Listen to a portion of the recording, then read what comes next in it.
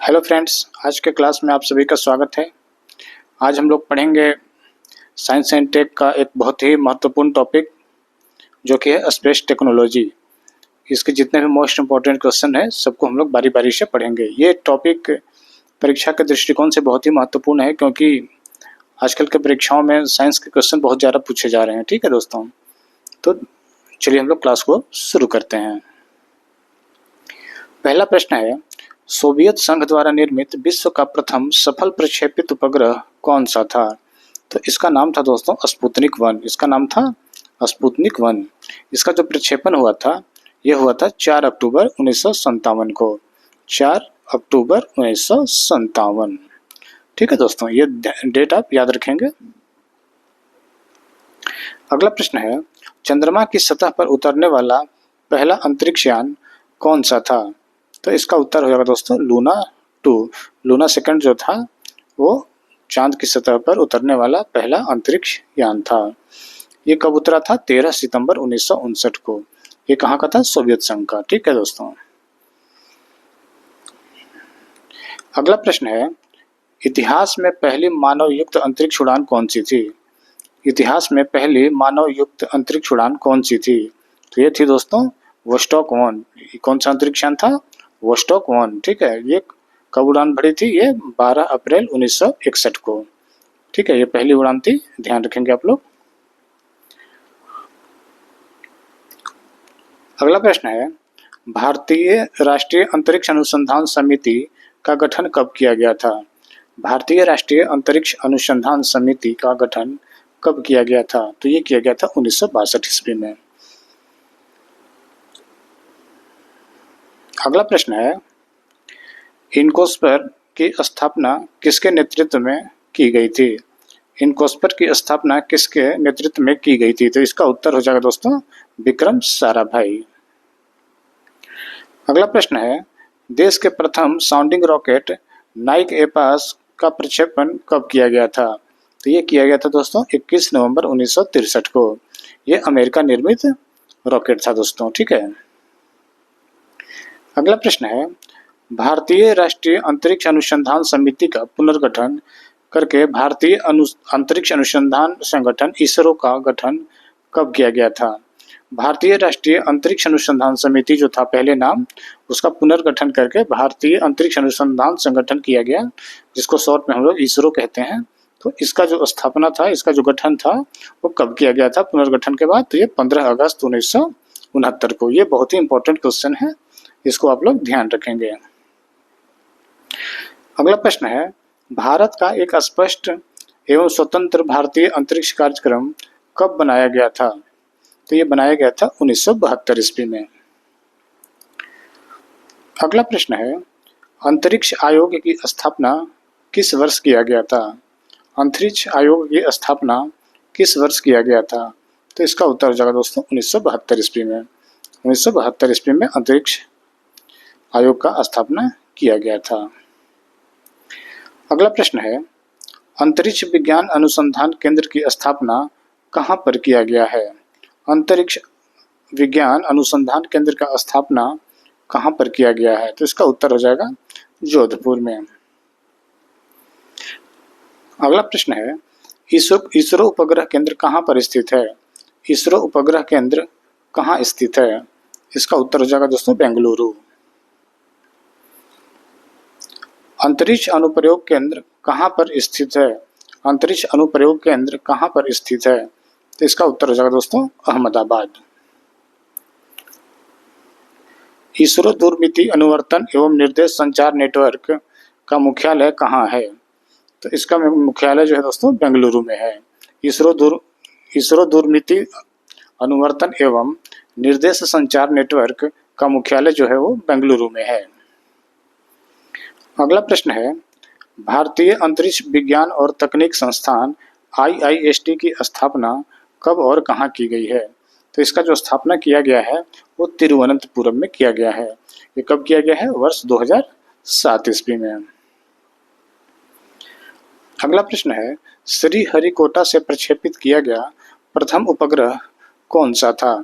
श्रीहरिकोटा से प्रक्षेपित किया गया प्रथम उपग्रह कौन सा था? इसका नाम है रोहिणी। कब किया गया था इसका प्रक्षेपण? ये किया गया था 1979 ईस्वी में। अगला प्रश्न है, भारत की नौवहन प्रणाली गगन का उद्घाटन कब किया गया? भारत की नौवहन प्रणाली गगन का उद्घाटन कब किया गया है? तो किया गया 13 जुलाई 2015 में। कब किया गया है? 13 जुलाई के 2015 में। अगला प्रश्न है, भारत के प्रथम अंतरिक्ष यात्री कौन थे? तो इसका उत्तर हो जाएगा राकेश शर्मा। रक्षा अनुसंधान एवं विकास संगठन का गठन कब किया गया? तो इसका उत्तर हो जाएगा 1958 ईस्वी में। रक्षा अनुसंधान एवं विकास संगठन का गठन 1958 ईस्वी में किया गया है। रक्षा अनुसंधान तथा विकास विभाग कब बनाया गया था? रक्षा अनुसंधान तथा विकास विभाग कब बनाया गया था? तो इसका उत्तर हो जाएगा 1980 ईस्वी में। अगला प्रश्न है, रक्षा अनुसंधान एवं विकास संगठन, जिसको शॉर्ट में DRDO कहते हैं, इसके प्रथम प्रमुख कौन थे? तो उनका नाम है doctor DS Kothari. DS Kothari ये DRDO के प्रथम प्रमुख थे। अगला प्रश्न है, अंतरिक्ष में पहुंचने वाला प्रथम पुरुष यात्री कौन था? तो इसका उत्तर हो जाएगा दोस्तों यूरी गागरिन। यूरी गागरिन अंतरिक्ष में पहुंचने वाले प्रथम पुरुष थे। ये कब गए थे? 12 अप्रैल 1961 को। अगला प्रश्न है, अंतरिक्ष में पहुंचने वाली प्रथम महिला यात्री कौन थी? अंतरिक्ष में पहुंचने वाली प्रथम महिला यात्री कौन थी? इनका नाम था दोस्तों वेलेंटिना तेरेस्कोवा। क्या नाम था? Valentina Tereshkova. ये कब गई थी? 16 जून 1963 ईस्वी को। अगला प्रश्न है, चंद्रमा पर सफलतापूर्वक उतरने वाला पहला अंतरिक्ष यान कौन सा था? तो इसका नाम था दोस्तों सर्वेयर 1। ये बहुत इंपॉर्टेंट क्वेश्चन है, इसको ध्यान रखेंगे। चंद्रमा पर सफलतापूर्वक उतरने वाला पहला अंतरिक्ष यान सर्वेयर 1 था। ये एक रोबोटिक अंतरिक्ष यान था। कौन था? रोबोटिक। इसमें कोई मानव नहीं गया था साथ में, ठीक है। ये कब गया था? 30 मई 1966 को। अगला प्रश्न है, चंद्रमा पर कदम रखने वाला प्रथम व्यक्ति कौन थे? तो इनका नाम था दोस्तों नील आर्मस्ट्रांग। कब गए थे? 20 जुलाई 1969 को। नील आर्मस्ट्रांग द्वारा चंद्रमा पर कहा गया प्रथम वाक्य क्या था? जब नील आर्मस्ट्रांग चंद्रमा पर गए थे तो पहला वाक्य क्या बोला था उन्होंने? The eagle landed. The eagle landed. अगला प्रश्न है, प्रथम चंद्र अभियान का ऐतिहासिक सफलता किस प्रक्षेपण यान द्वारा लिखी गई थी? तो इसका उत्तर हो जाएगा दोस्तों अपोलो 11। क्या नाम था इसका? अपोलो 11, जो कि संयुक्त राज्य अमेरिका का ये यान था। अगला प्रश्न है, मंगल ग्रह पर उतरने वाला प्रथम मानव निर्मित यान कौन सा था? तो इसका उत्तर हो जाएगा दोस्तों मार्स 3। क्या था?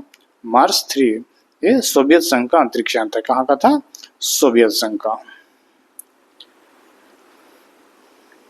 अगला प्रश्न है, अमेरिकी अंतरिक्ष एजेंसी नासा की स्थापना कब हुई है? नासा की स्थापना कब हुई थी दोस्तों? ये हुआ था 1 अक्टूबर 1958 को। 1 अक्टूबर 1958। ये डेट आपको याद रखना है, ये भी इंपॉर्टेंट क्वेश्चन है। अगला प्रश्न है, भारत ने अंतरिक्ष युग में कब प्रवेश किया था? भारत ने अंतरिक्ष युग में कब प्रवेश किया था? तो इसका उत्तर हो जाएगा जब आर्यभट्ट उपग्रह का प्रक्षेपण हुआ था। आर्यभट्ट उपग्रह का जब प्रक्षेपण हुआ था उसके बाद से भारत अंतरिक्ष युग में प्रवेश कर गया था। अगला प्रश्न है, रॉकेट को पहली बार किसने डिजाइन किया था? रॉकेट को पहले बार डिजाइन किसने किया था? तो इसका उत्तर हो जाएगा वार्नर वॉन बॉर्न। कब किया था ये? 1942 ईस्वी में। नाम थोड़ा कठिन है लेकिन याद रखिएगा, वार्नर वॉन बॉर्न, ठीक है। कठिन क्या है, ये सिंपल ही है, वार्नर वॉन बॉर्न, ठीक है। ये कब किया था? 1942 ईस्वी में। अगला प्रश्न है, पहला राष्ट्र जिसने अपना ध्वज चंद्रमा पर पहुंचाया था। अपना पहला ध्वज पहुंचाने वाला देश कौन सा था? तो ये है अमेरिका। अमेरिका अपना पहला ध्वज जो है वो चांद पर पहुंचाया था। अगला प्रश्न है, पृथ्वी की कक्षा में सफलतापूर्वक चक्कर लगाने वाला प्रथम उपग्रह कौन सा था? तो इसका नाम हो जाएगा दोस्तों स्पुतनिक 1। कौन सा था? स्पुतनिक 1। अगला प्रश्न है, स्वदेशी तकनीक से निर्मित प्रथम भारतीय उपग्रह कौन सा था? तो इसका नाम है दोस्तों आर्यभट्ट। अगला प्रश्न है, इनसैट प्रणाली की शुरुआत कब हुई थी? इनसैट प्रणाली की शुरुआत कब हुई थी? तो इसका उत्तर हो जाएगा दोस्तों 1983। अगला प्रश्न है, भारतीय अंतरिक्ष कार्यक्रम के जनक किसे माना जाता है? भारतीय अंतरिक्ष कार्यक्रम के जनक किन्हें माना जाता है? तो इसका उत्तर हो जाएगा दोस्तों डॉक्टर विक्रम अम्बालाल साराभाई, जिनको कि विक्रम साराभाई के नाम से जनरली जानते हैं। ठीक है। अगला प्रश्न है, चंद्रयान 1 का सफल प्रक्षेपण कब किया गया था? चंद्रयान 1 का सफल प्रक्षेपण कब किया गया था? तो इसका उत्तर होगा दोस्तों 22 अक्टूबर 2008। डेट याद रखिएगा 22 अक्टूबर 2008। ये सतीश धवन अंतरिक्ष केंद्र श्रीहरिकोटा से लॉन्च किया गया था।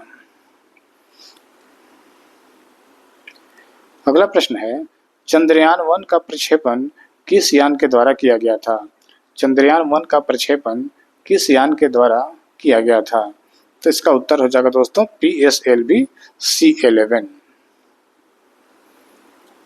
अगला प्रश्न है, चंद्रयान 2 का सफल प्रक्षेपण कब किया गया था?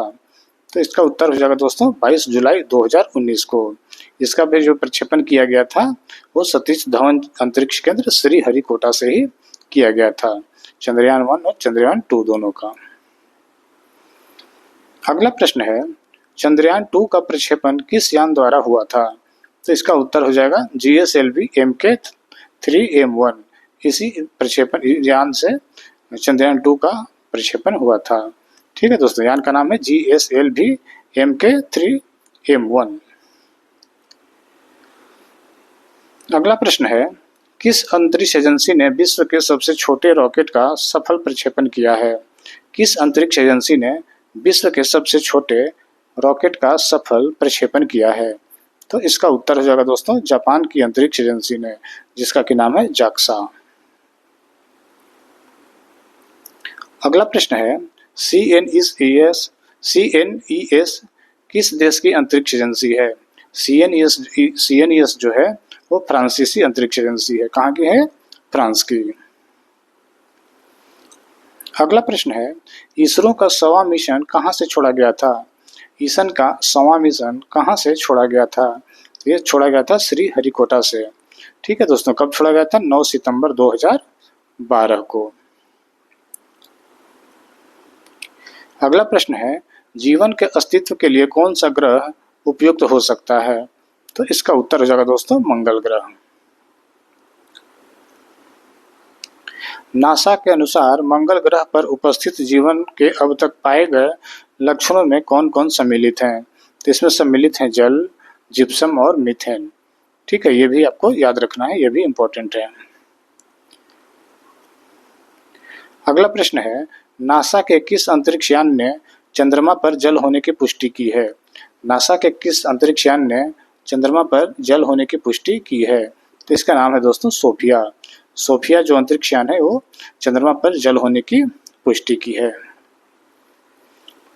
अगला प्रश्न है, भारत का पहला प्रायोगिक उपग्रह प्रक्षेपण यान कौन सा था? भारत का पहला प्रायोगिक उपग्रह प्रक्षेपण यान कौन सा था? तो इसका नाम है SLV-3। क्या नाम है दोस्तों? SLV-3।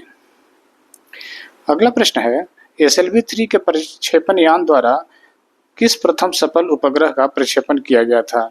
SLV-3 से सबसे पहले किसका प्रक्षेपण किया गया था? तो किया गया था रोहिणी का। रोहिणी उपग्रह का सबसे पहले प्रक्षेपण किया गया था SLV-3 द्वारा। कब किया गया था? 18 जुलाई 1980 को। अगला प्रश्न है, भारत का पहला रिमोट सेंसिंग सैटेलाइट कब छोड़ा गया था? भारत का पहला रिमोट सेंसिंग सैटेलाइट कब छोड़ा गया था? तो इसका उत्तर हो जाएगा 17 मार्च 1988 को। क्या हो जाएगा डेट? 17 मार्च 1988 को। यह सोवियत संघ के बैकानूर अंतरिक्ष केंद्र से प्रक्षेपण इसका किया गया था।